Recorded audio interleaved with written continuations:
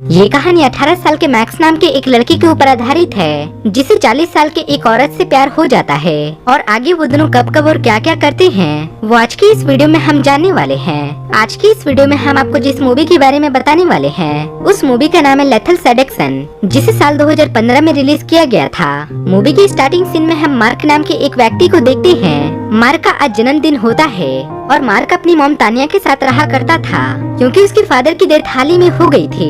Tania mark की birthday की खुशी में अपने घर पर एक छोटी सी पार्टी का सेलिब्रेशन रखती है, लेकिन पार्टी में बल्टन मार्क से कहता है कि अगर तुम्हारी मॉम शाम को अपनी बॉयफ्रेंड के साथ बाहर चली गई तो हम लोग भी तुम्हारी क्रश मेलिनी को शाम को अपने घर पर बुला लेंगे।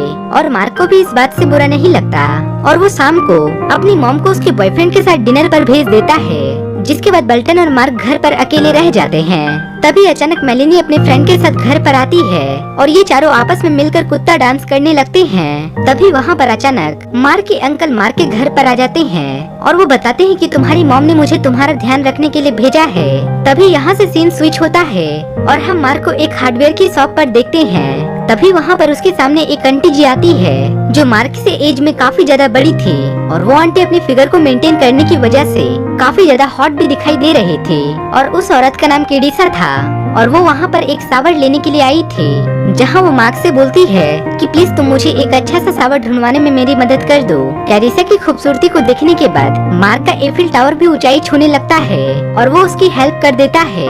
शॉप से बाहर निकलने के बाद कैरिसा मार्क से कहती है कि क्या तुम मेरे साथ मेरे घर पर चलोगे ताकि ये शावर घर पर लगाने में तुम मेरी थोड़ी सी मदद कर सको। जिस पर मार्क भी बिना सोचे समझे उसे हाँ कर देता है। जब मार्क कैरिसा के घर पर पहुंचता है तब वो जल्दी से वहाँ पर शावर लगा देता है और कैरिसा भी उसे देखकर काफी ज्यादा खुश होती है। तभी वहाँ पर कैरिसा उसके सामने ही अपने सारे कपड़े उतार देती है और वो मार्क को जन्नत की सैर करवाने लगती है। और वो मार्क के सामने शावर में नहाते हुए मार्क से कहती है कि अगर तुम चाहो तो मेरे पास आ सकते हो।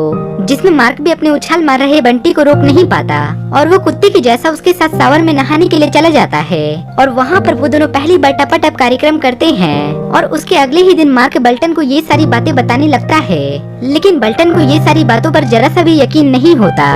रात को एक बार हम फिर से कैरिसा और मार्क को एक कैफे में देखते हैं, जहाँ मार्क कैरिसा से कहता है कि मुझे एक सॉफ्टवेयर डेवलप करना है। जहाँ कैरिसा मार्क से कहती है कि मेरे जान पहचान में कुछ ऐसे भी लोग हैं जो तुम्हारी सॉफ्टवेयर डेवलप करने में तुम्हारी मदद कर देंगे।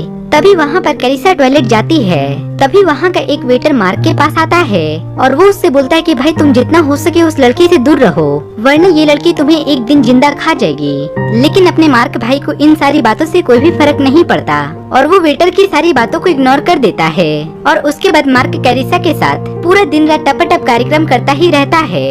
दूसरी तरफ मार्क की माँ तानिया को भी उसके अफेयर के बारे में सारा कुछ पता चल चुका था और वो कैरिसा को डिनर के लिए इनवाइट करती है, जहाँ कैरिसा मार्क की माँ तानिया से कहती है कि तुम अपने बच्चों का ध्यान ऐसे रखती हो जैसे कि वो दूध पीता बच्चा हो।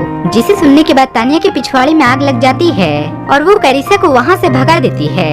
उसके बाद मार्क भी कैरिसा के पीछे पीछे जाता है और मार्क उससे माफी मांगने लगता है, जिस पर कैरिसा मार्क से कहती है कि तेरी माँ तो खुद ही अपने बॉयफ्रेंड के साथ ठानती रहती है और वो मेरे सामने आकर बकचोदी की फ्री में फॉर्म भर रही है।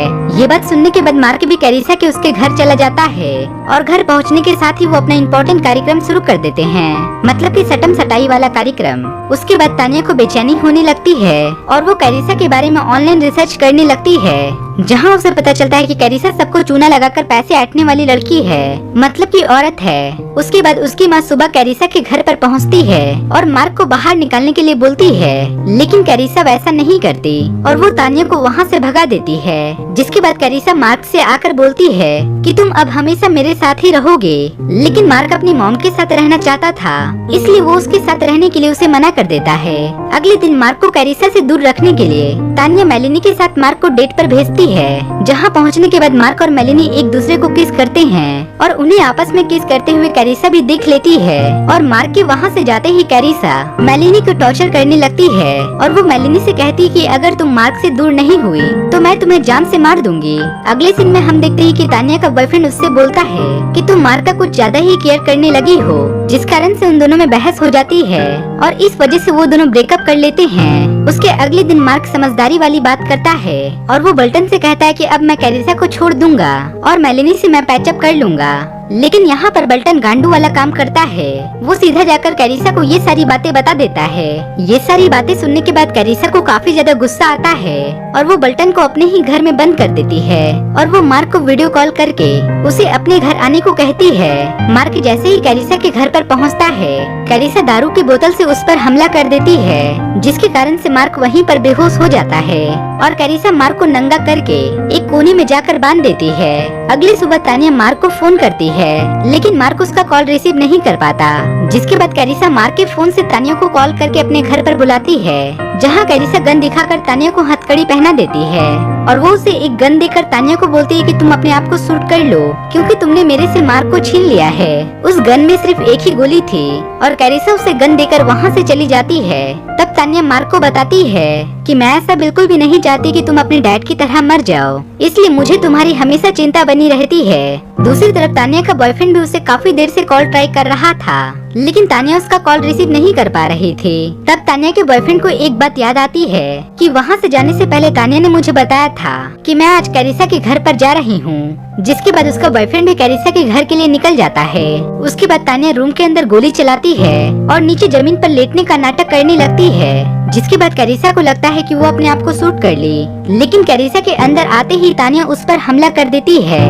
और वो मार्क को बचाकर घर से बाहर आ जाती है। लेकिन वहाँ पर एक बार फिर से कैरिसा उन दोनों के सामने आ जाती है और एंड वक्त पर तानिया का बॉयफ्रेंड भी वहाँ पर पहुँच चुका था और वो रॉड से कैरिसा को मार देता है, जिसकी वजह से कैरिसा वहीं पर बेहोश हो जाती है और ये सारे लोग वहाँ पर बंद बल्टन को बाहर निकाल लेते हैं। उसके बाद सीन स्विच होती है और हम सीधे 1 महीने के बाद देखते हैं, जहाँ तानिया अपनी बॉयफ्रेंड को डेट कर रही थी और दूसरी ओर मार्क भी मेलिनी को डेट करने लगा था और इस प्रकार से ये मूवी यहीं पर समाप्त हो जाती है। सो गाइस, आई होप कि ये हमारी वीडियो आपको जरूर पसंद आई होगी।